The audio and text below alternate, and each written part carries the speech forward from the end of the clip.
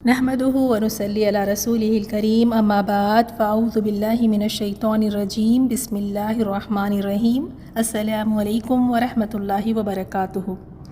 امید ہے آپ سب لوگوں نے حج کے دن بہت ہی اچھی طریقے سے آپ نے گزارے ہوں گے، خوب ساری عبادات آپ نے کی ہوں گی اور پوری کوشش کی کہ اپنے رب کو آپ منا لیں، اپنے رب کو آپ راضی کر سکیں۔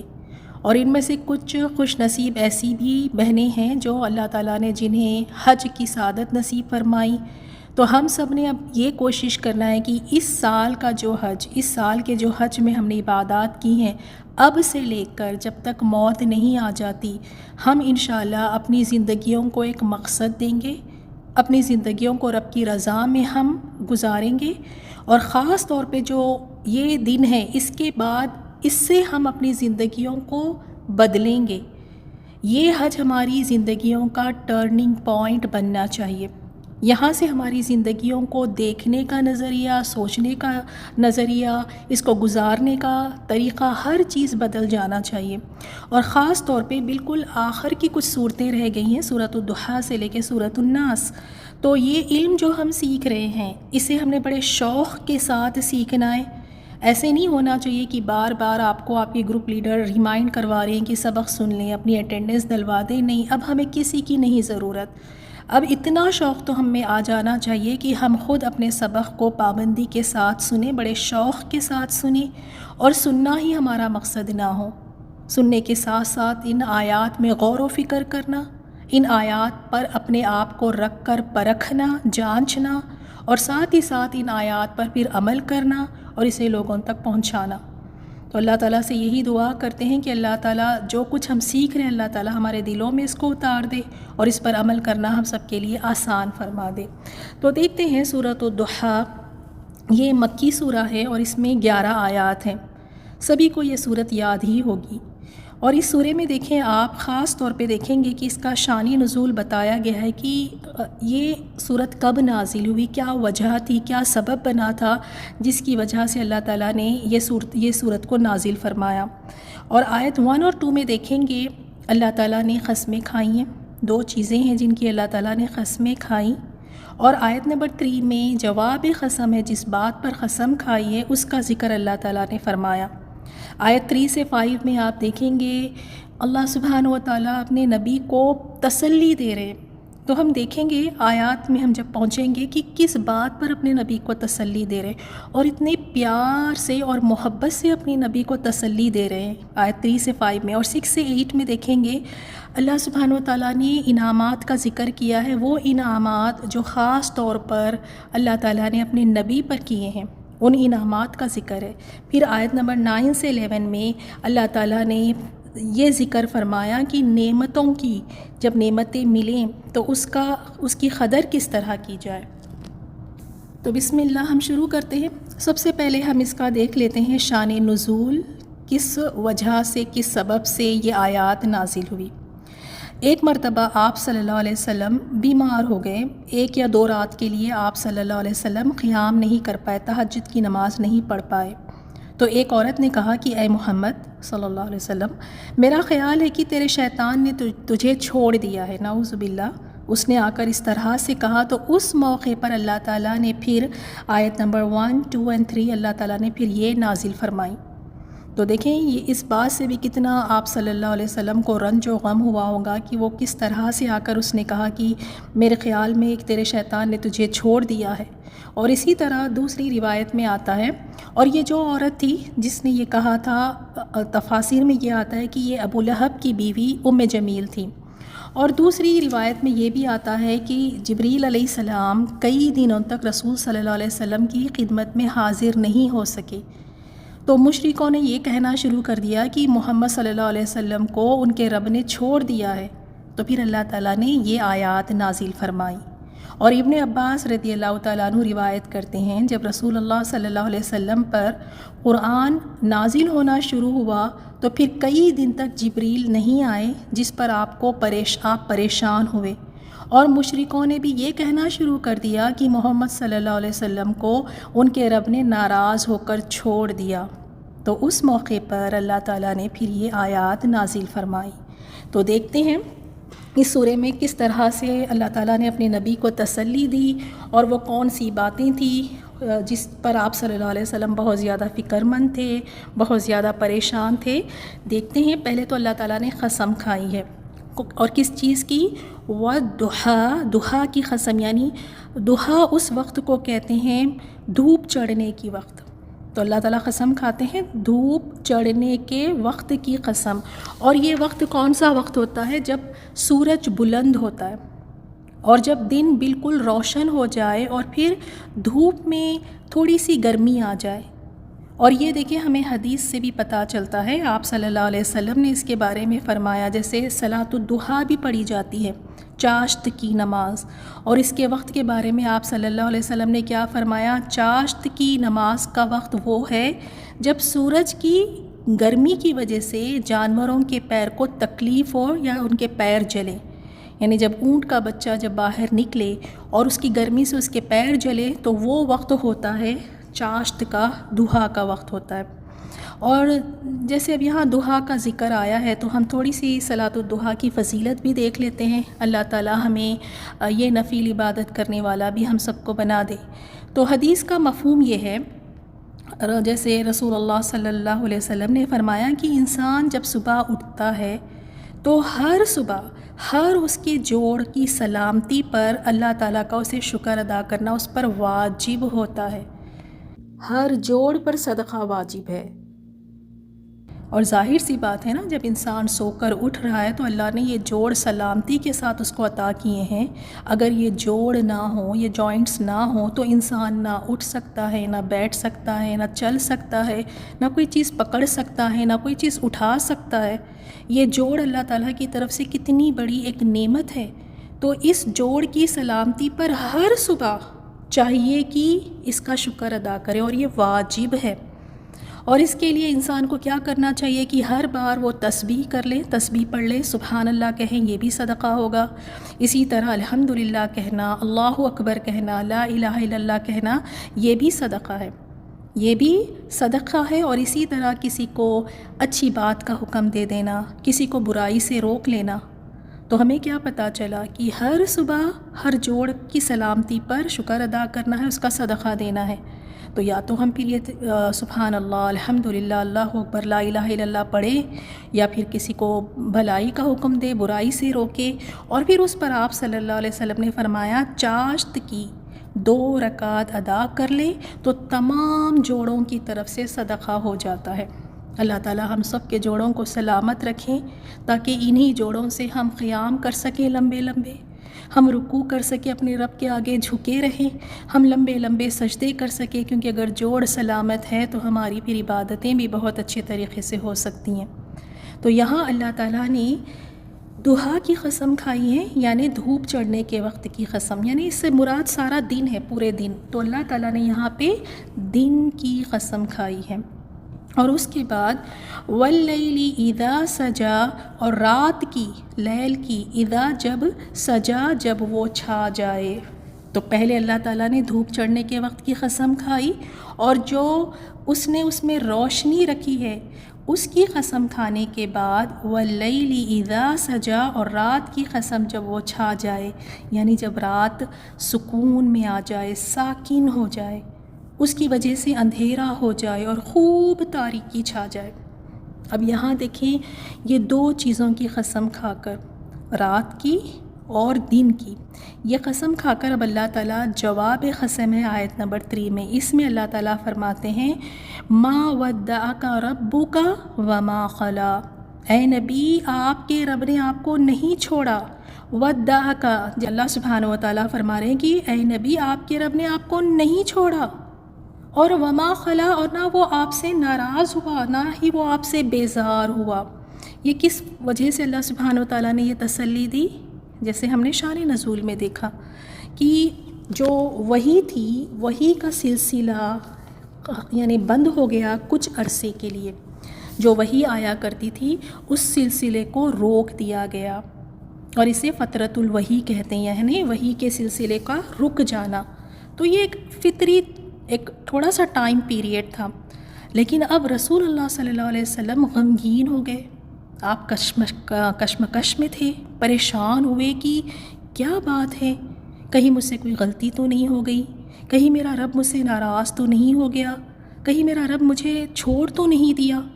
اور اس پر سے آپ دیکھیں، ایک تو یہ فکر تھی، یہ غم تھا کہ وہی کیوں رک گئی، اور اس کے اوپر سے مشرکین مکہ، وہاں جو قریش کے لوگ تھے، ان کو تو موقع مل گیا اور وہ بھی باتیں بنانے لگے کہ آپ کو آپ کے رب نے چھوڑ دیا، جیسے وہ سب کہا کرتے، انہوں نے کہا نا کہ محمد کو صلی اللہ علیہ وسلم کو ان کے رب نے چھوڑ دیا ہے۔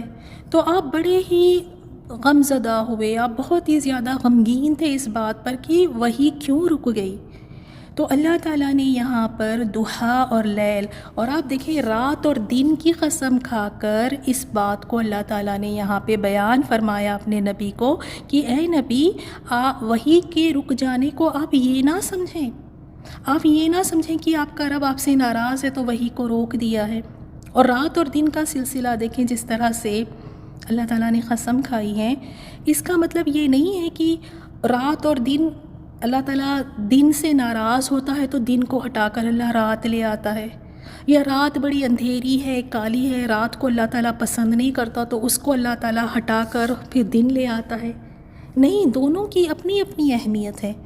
جہاں دن بھی ایک انسان کے لیے بہت ہی زیادہ ضروری چیز ہے، اسی طرح رات بھی انسان کے لیے بہت ہی ضروری ہے، اور رات اور دن کے آنے جانے میں اللہ تعالیٰ کی حکمت ہے، اس میں نشانیاں بھی ہے۔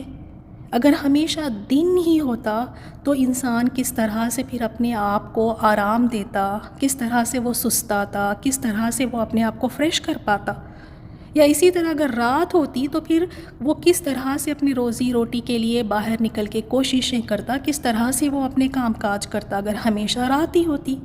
تو رات کا آنا جانا، رات اور دن کا آنا جانا، اس میں حکمت ہے، اس میں حکمت ہے اللہ سبحانہ و تعالیٰ کی طرف سے کہ جو انسان دن میں محنت کر کے تھک جاتے ہیں، دن بھر کام کر کر کے تھک جاتے ہیں، تو اللہ نے رات بنائی ہے، رات کو آرام کا ذریعہ بنایا ہے۔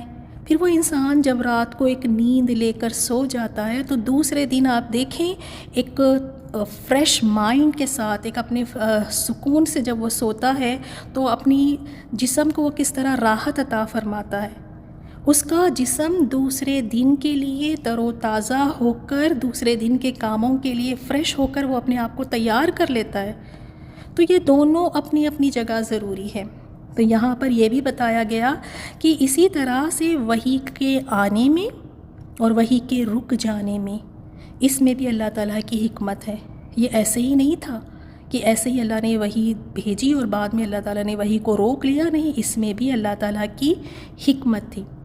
اور ہم سب جانتے ہیں رسول اللہ صلی اللہ علیہ وسلم پر جب وحی نازل ہوتی تو وہ بہت ہی آپ کے اوپر سخت ہوتی، اتنی سخت، آپ کی طبیعت پہ یعنی اس طرح سے بھاری ہوتی، وحی کا جب نازل ہوتا تو سخت سردی کا موسم ہوتا، اور اس وقت پر بھی آپ دیکھتے کہ رسول صلی اللہ علیہ وسلم پسینے میں شروبار ہوتے۔ تو وہ جو وحی کی کیفیت ہوتی، جب وحی آتی تو آپ صلی اللہ علیہ وسلم کے نفس پر یہ بہت ہی سخت اور بھاری ہوتی۔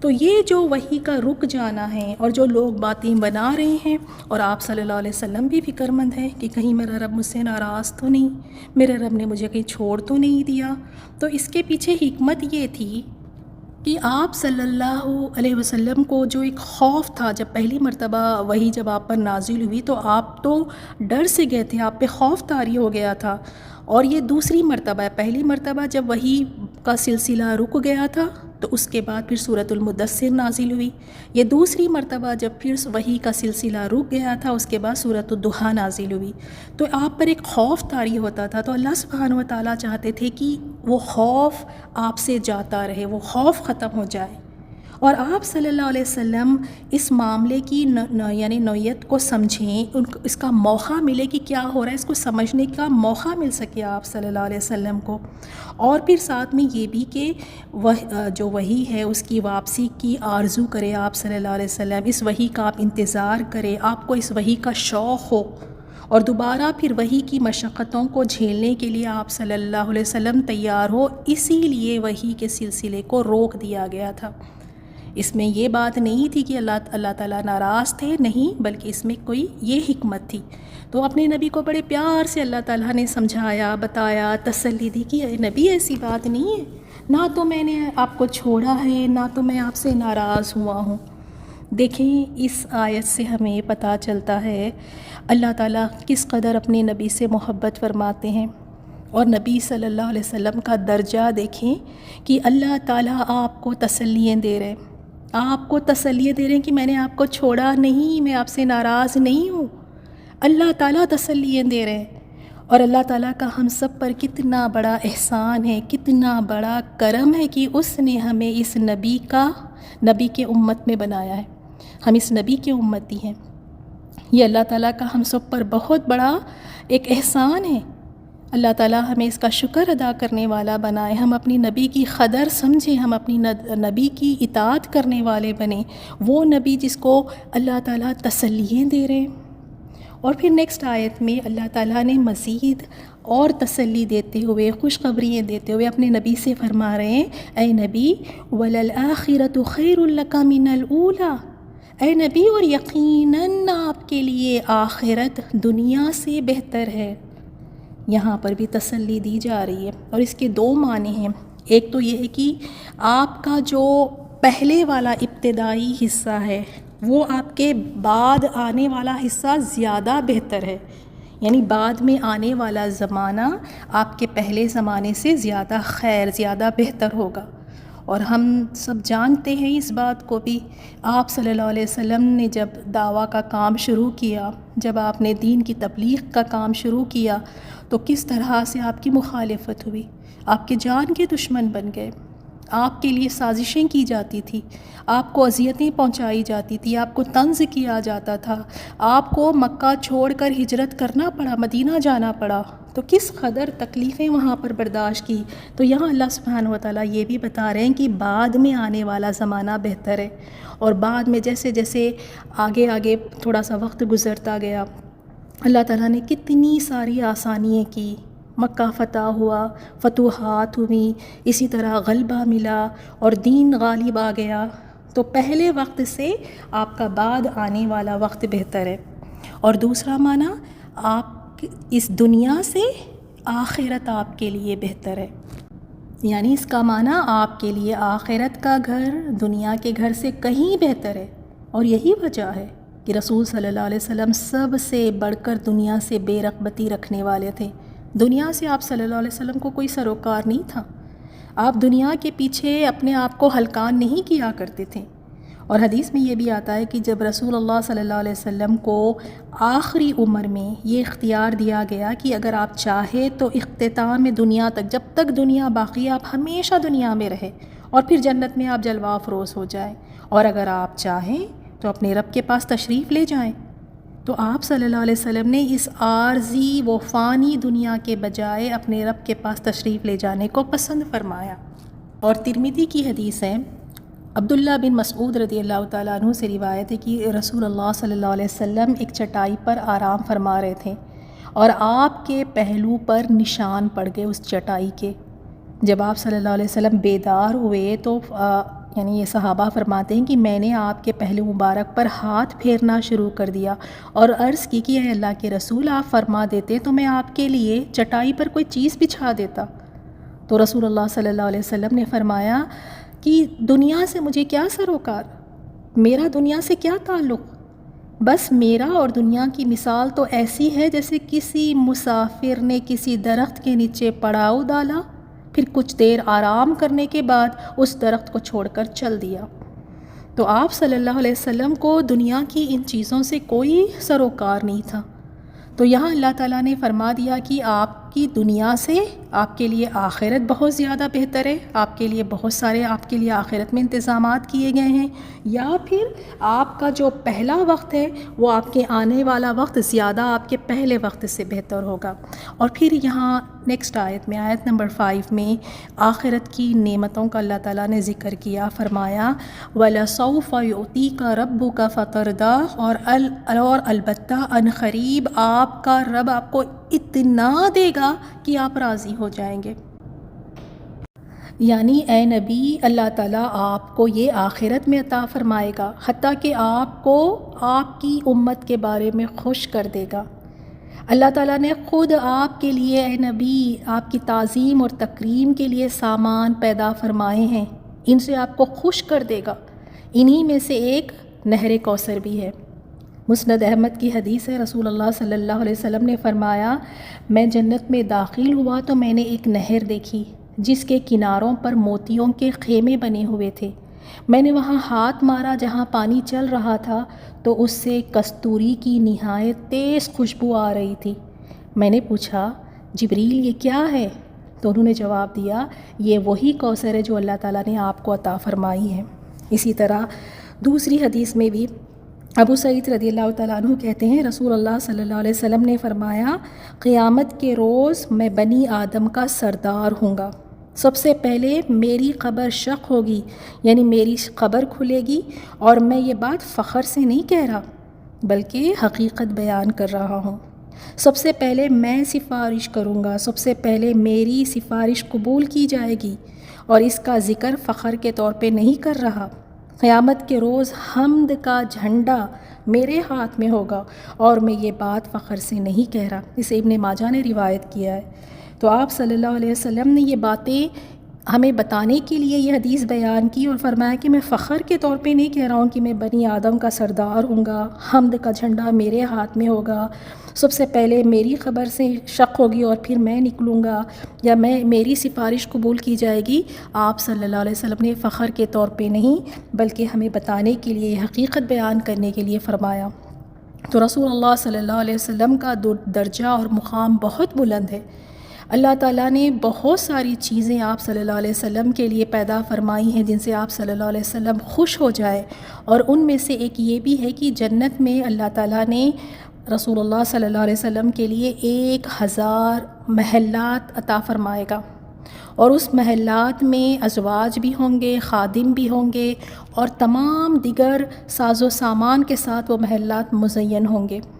اور اسی طرح آپ دیکھیں، جیسے رسول اللہ صلی اللہ علیہ وسلم سفارش کریں گے اور آپ کی شفاعت کو اللہ تعالیٰ قبول فرمائیں گے۔ جس طرح میدان حشر میں لوگ بھوکے ہوں گے، پیاسے ہوں گے، پسینے میں ڈوبے ہوئے ہوں گے، اور بہت طویل مدت تک کھڑے کھڑے جب تنگ آ جائیں گے، جب تھک جائیں گے، تو سب آدم علیہ السلام کے پاس جائیں گے اور کہیں گے کہ آپ اللہ سے ہماری سفارش کر دیں تاکہ حساب کتاب تو شروع ہو۔ تو آدم علیہ السلام بھی کہیں گے کہ اللہ تعالیٰ آج بہت ناراض ہے، اللہ تعالیٰ آج بہت غصے میں ہے، اور وہ خود کہیں گے نفسی نفسی۔ تو لوگ پورے کہاں جائیں گے؟ پہلے آدم علیہ السلام کے پاس جائیں گے، پھر نوح علیہ السلام کے پاس جائیں گے، پھر ابراہیم علیہ السلام کے پاس، اور موسیٰ علیہ السلام کی خدمت میں حاضر ہوں گے تاکہ وہ اللہ تعالیٰ کے حضور لوگوں کا حساب کتاب شروع کرنے کی سفارش کرے۔ لیکن یہ تمام انبیاء کرام وہ معذرت کریں گے، آخر میں لوگ رسول اللہ صلی اللہ علیہ وسلم کے پاس آئیں گے۔ اور یہ حدیث میں دیکھیں، ابو ہریرہ رضی اللہ تعالیٰ عنہ بیان کرتے ہیں، یہ حدیث شفاعت میں یہ ہے کہ رسول صلی اللہ علیہ وسلم نے فرمایا، لوگوں کی درخواست کے بعد میں اللہ تعالیٰ کے عرش کے نیچے آؤں گا اور اپنے رب کے حضور سجدے میں گر پڑوں گا۔ اس وقت اللہ تعالیٰ مجھے اپنی حمد و ثنا کے وہ کلمے سکھائیں گے جو اس سے پہلے کسی کو نہیں سکھائے۔ پھر کہا جائے گا، اے محمد صلی اللہ علیہ وسلم، اپنا سر اٹھاؤ، سوال کرو، دیے جاؤ گے، سفارش کرو، قبول کی جائے گی۔